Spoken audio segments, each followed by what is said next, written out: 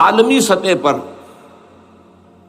یہودی جمع عیسائی بریکٹ میں کر لیجیے، اور امریکہ جمع یورپ یہ بریکٹ میں کر لیجیے۔ ان کا اندر معاملہ کیا ہے؟ اصل جو ہے اس میں پیچھے مائنڈ ہے، ماسٹر مائنڈ، سازشی ذہن، وہ یہود کا ہے۔ باقی عیسائی آلہ کار بن گئے ہیں۔ جو 100% آلہ کار ہے یہود کا وہ پروٹیسٹنٹس ہیں۔ پروٹیسٹنٹزم یہود ہی نے پیدا کرایا تھا۔ یہود ہی نے یورپ کے اندر سود کا رواج شروع کروایا، ورنہ سود حرام تھا۔ وہاں پر بھی یوزری بھی اور کمرشل انٹرسٹ بھی دونوں حرام تھے، یہ یہودیوں نے کروایا۔ اور پھر پہلا بینک بنوایا ہے انگلستان کے اندر، بینک آف انگلینڈ۔ اور جو پوپ کے خلاف بغاوت کرائی تو پہلی بغاوت ہوئی انگلستان کے اندر، جو چرچ آف انگلینڈ علیحدہ ہو گیا پوپ سے، اور اسی کو یہودیوں نے قرار دیا یہ ہمارا ماڈرن اسرائیل ہے، یہ اسرائیل ہمیں دیا ہے گاڈ نے، یہ جو ہے برطانیہ۔ اس کے کچھ عرصے کے بعد یہی جو ہے ایکسوڈس ہوا ہے، اور وہ امریکہ میں جا کے آباد ہوئے۔ لہذا امریکہ کو بھی جیوز نے کہا ہے دس از اندر اسرائیل، یہ ہے ہمارے اصل اسرائیل، ماڈرن اسرائیل یہ ہے۔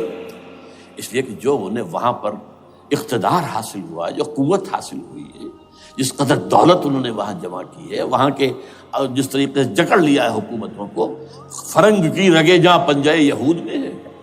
ٹھیک 100 سال پہلے علامہ اقبال یہ مشاہدہ کر کے آ گئے تھے یورپ میں، اور کون دیکھنے والا تھا کہ وہاں کیا ہو رہا ہے، بیہائنڈ دی سین کیا ہے، سامنے کیا ہے، پردے کے پیچھے کیا ہے۔ فرنگ کی رگے جہاں پنجے یہود میں۔ اس وقت فرنگ کا امام تھا برطانیہ، یہ وہ سلطنت تھی جس پر سورج کبھی غروب نہیں ہوتا تھا۔ آج وہ فرنگ کا امام امریکہ ہے۔ یہ برطانیہ تو اب وہ جو ایک نظم ہے کہ بچپن میں پڑھی تھی، London bridge is going down going down going down, اس کی مثال ہے۔ برطانیہ کی تو کوئی حیثیت ہی نہیں، ورلڈ پاور کی حیثیت نہیں ہے، وہ تو چھوٹا بھائی اس نے بنا رکھا امریکہ نے اپنا، تو اس حیثیت سے جو ہے اس کی کوئی حیثیت ہے، ورنہ کوئی اور حیثیت نہیں۔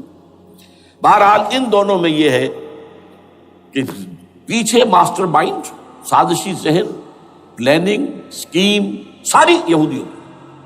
آلہ کار امریکہ سب سے بڑھ کر، اس کے بعد برطانیہ، اور اس میں اصل پروٹیسٹنٹس، ان میں بیپٹسٹ، ان میں اس سے بھی آگے بڑھ کر ایونجلسٹ، جن کو کہتے ہیں بورن اگین کرسچنز، جن کو کہتے ہیں نیو کنزرویٹو کرسچنز، یہ تمام اصطلاحات آپ اخبارات میں پڑھتے ہوں گے، ان کو گروپ کر لیجیے۔ یہ اصل آلہ کار، ان کو ایک نیا نام دیا گیا ہے کرسچین زائنسٹ۔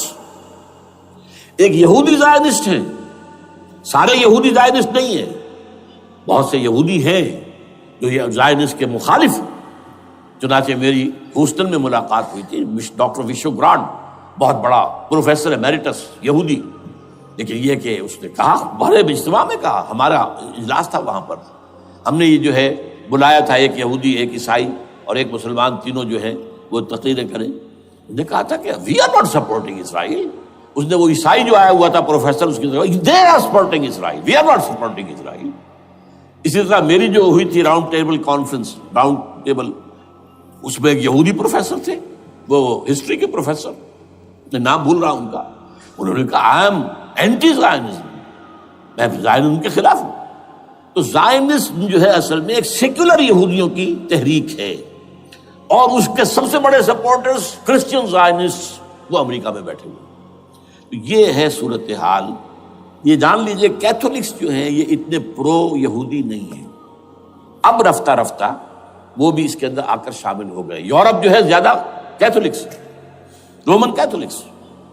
رومن کیتھولکس کا یہ بھی آپ نے جملہ پڑھ سنا ہوگا کہ یہ جو ترکی جو ہے ہمارا ملک، یہ جو کوشش کرتا رہتا ہے گھسنے کی یورپین یونین کے اندر، تو ایک دفعہ جان شراق نے کہا تھا، بڑا پیارا جملہ تھا، Why doesn't Turkey understand that we are a Christian club؟ یہ ہماری جو یونین ہے یورپین، یہ تو کرسچین کلب ہے، وہ مسلمان ہے، وہ کس وجہ سے آنا چاہتا ہے اندر، کیوں تو خود داخل ہونا چاہتا ہے؟ Why doesn't Turkey understand that we are a Christian club؟ لیکن یہ ہے رومن کیتھولکس، اور ان کا میں بعد میں آپ کو بتاؤں گا۔ یہی آپ کو معلوم ہے کہ یورپ نے عام طور پر اسرائیل کا اتنا ساتھ نہیں دیا جتنا جو امریکہ دیتا رہا ہے، اور کسی درجے میں ان کے دلوں میں سافٹ کارنر جو ہے عرب فلسطینیوں کے لیے بھی رہا ہے۔ یہ معاملہ ایران کے بارے میں بھی رہا ہے جس قدر اسٹرانگ ایکشن امریکہ لینا چاہتا ہے، یہ جو ہے اس کے ساتھ نہیں ہے۔ یہ ذرا سا فرق ہے، وہ میں اس کا ایک بنیاد بعد میں بتا دوں گا آپ کو۔ بہرحال ان کا ایک جو ایجنڈا ہے وہ دو، سمجھیے کہ دو اس کے نکات ہیں، دو رسیوں کے مانند یہ آپس میں بٹا ہوا ہے۔ پہلا، عالم اسلام کے مادی اور مالیاتی وسائل، خصوصاً تیل پر قبضہ، یہ ان کا دنیاوی اعتبار سے، دولت کے اعتبار سے، وسائل کے اعتبار سے اس وقت کا ایجنڈا ہے۔ ویسے تو اس سے اوپر وہ چاہتے ہیں پوری دنیا پر، وہ تو بات کی بات ہے کہ ابھی نہ وہ روس کو چھیڑ رہے ہیں نہ چین کو چھیڑ رہے ہیں۔ چین تو ان کا سب سے بڑا جو ہے بزنس پارٹنر ہے، سب سے بڑا، اور چین کو رفتہ رفتہ وہ اپنی لائن پر لا رہے ہیں۔ اب تو صرف یہ کہ وہ ایک پارٹی گورنمنٹ وہاں رہ گئی ہے جو کہ کمیونزم کے دور کی یادگار ہے، باقی ان کی جو اکانومی ہے وہ تو آ چکی ہے اسی رخ کے اوپر جو یورپ کی ہے، مغرب کی ہے۔ نمبر دو ایجنڈا کیا ہے؟ دنیا میں کہیں بھی اسلام کے بحیثیت ایک نظام زندگی ظاہر ہونے کا کوئی موقع نہیں دینا۔ We have to nip the evil in the bud at any cost۔ یہ ان کے ایجنڈے کا دوسرا بڑا ہے۔ یہ دو ہے انٹرٹوائنڈ، جیسے آپ لڑیوں کو بٹ دے کر رسی بناتے ہیں، ایسے یہ دو لڑیے ہیں۔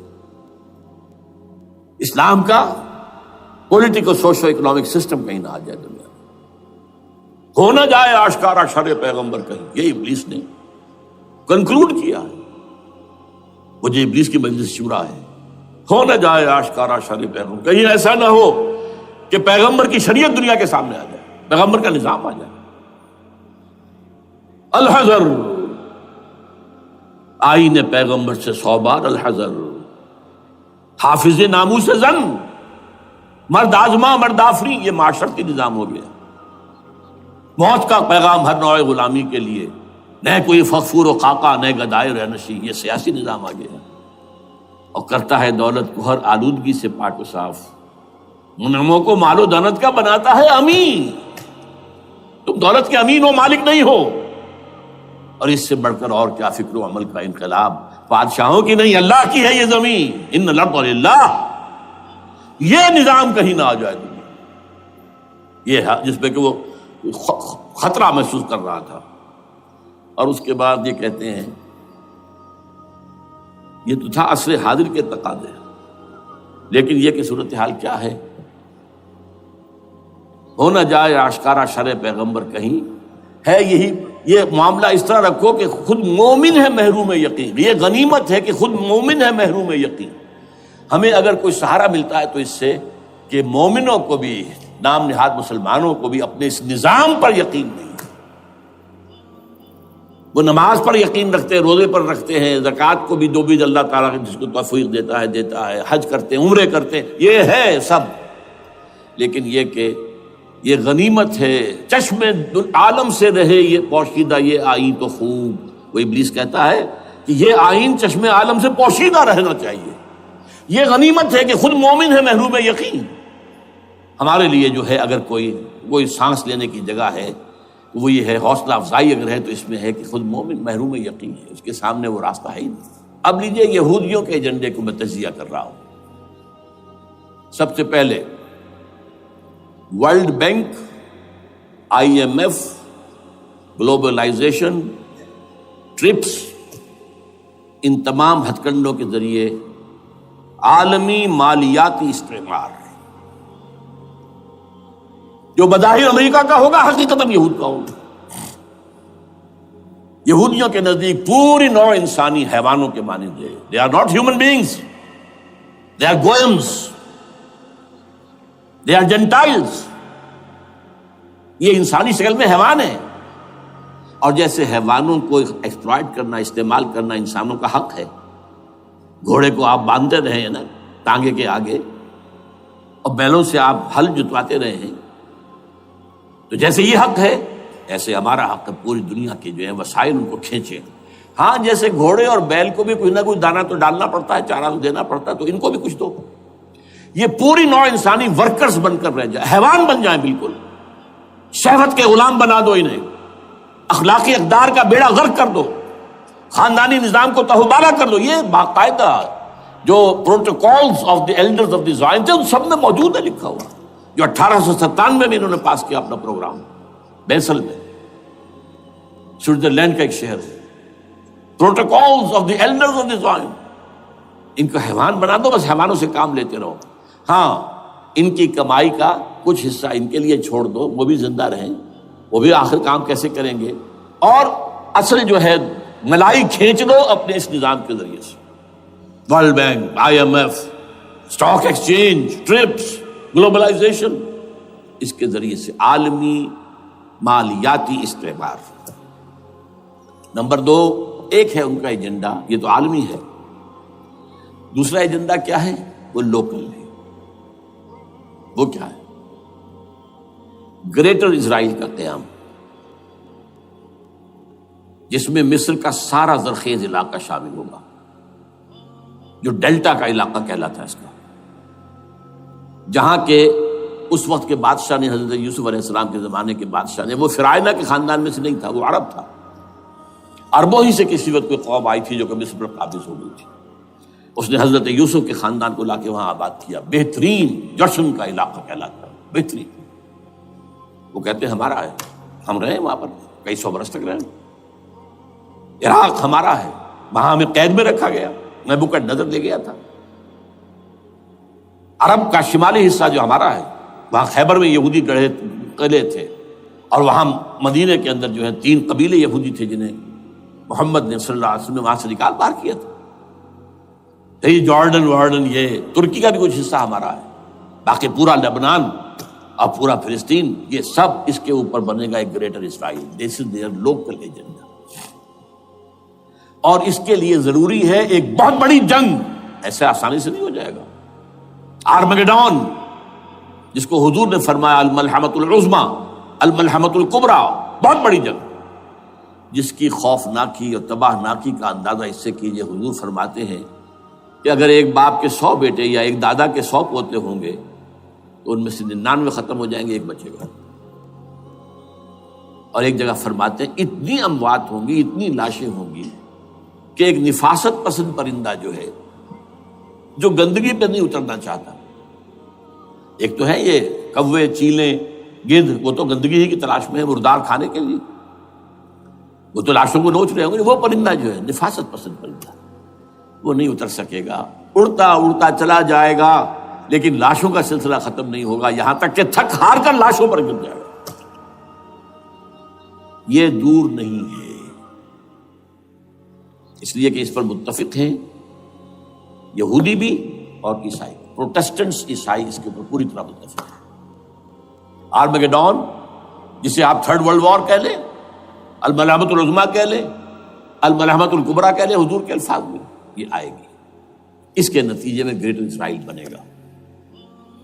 نمبر 3، پھر بنے گا 3rd ٹیمپل، جو ٹائٹس نے گرا دیا تھا 70 میں، سن 70 عیسوی، جسے گرے ہوئے کتنا عرصہ ہو گیا؟ 2008. اندازہ کر لیجئے 1800 کتنے برس ہو چکے. وہ دوبارہ بنائیں گے 3rd ٹیمپل، اور اس کے لیے مسجد اقصیٰ کو گرائیں گے، اور ڈوم آف دی راک، قبۃ الصخرہ، وہاں لا کر پھر اس میں کنگ ڈیونز تھرون لا کے رکھا جائے گا. یہ بھی میرے علم میں پہلی مرتبہ اسی ٹرمپٹ رسالے سے آیا. وہ کیا ہے؟ حضرت داؤد کا. آج سے کتنے 1000 سال پہلے کی بات ہے، اندازہ کیجیے. 1000 قبل مسیح، اور یہ اب 2000 ہو گیا عیسوی، 3000 برس تو ہو گئے. وہ کیا تھا؟ ایک پتھر تھا جس پر بٹھا کر حضرت داؤد کی تاج پوشی کی گئی تھی. پھر اسی پر حضرت سلیمان کی تاج پوشی ہوئی، پھر اسی پر ان کے بادشاہ آتے رہے، تاج پوشی ہوتی گئی. ٹائٹس نے جب گرایا ہے سن 70 عیسوی میں، یروشلم کو برباد کیا، 1,33,000 یہودی ایک دن میں قتل کیے، ایک دن میں، باقی نکال دیا، بھاگ جاؤ یہاں سے. اس کو کہتے ہیں diaspora, that started in 70 AD. یہ منتشر ہو گئے، جس کا جال سنگھ سمایا چلا گیا، یورپ میں چلے گئے، شمالی افریقہ میں، مسلمان ملکوں میں، انڈیا میں آ گئے، ایران میں آ گئے، سب جگہ وہاں سے نکال دیے گئے. ڈائسپورا. بہرحال وہاں سے وہ ٹائٹس وہ پتھر لے گیا، وہ روم میں لے گیا، روم سے کسی طرح وہ آئرلینڈ پہنچ گیا۔ آئرلینڈ پیور کیتھولک ملک ہے، آپ کو معلوم ہوگا، اور وہاں پر پروٹیسٹنٹس کی اور کیتھولکس کی جنگیں ہوتی رہتی ہیں۔ کبھی بھی شیعہ سنی مسلمانوں کی اس طور سے خانہ جنگی نہیں ہوئی ہے جیسے کہ وہاں ان دو عیسائیوں میں کیتھولکس اور پروٹیسٹنٹس میں ہوتی ہیں۔ وہ رومن کیتھولک ملک ہے بیچ میں۔ وہاں سے وہ انگلینڈ میں آیا، انگلینڈ میں جب آ گیا، بلکہ وہاں سے اسکاٹ لینڈ سے انگلینڈ میں پھر اس کو ایک کرسی کے اندر اس کی سیٹ کی حیثیت سے بنا کر ایک تھرون کی شکل دے دی گئی، اور وہ جو ویسٹ منسٹر ایبے ہے، برطانیہ کے پارلیمنٹ کے ساتھ جو چرچ ہے ویسٹ منسٹر ایبے، وہاں اس کو لا کے رکھ دیا گیا۔ اس وقت سے برطانیہ کے بادشاہوں اور ملکاؤں کی تاج پوشی وہاں ہوتی ہے۔ تو ایک یہ ہے کہ پھر اس کو لا کر وہاں رکھیں گے۔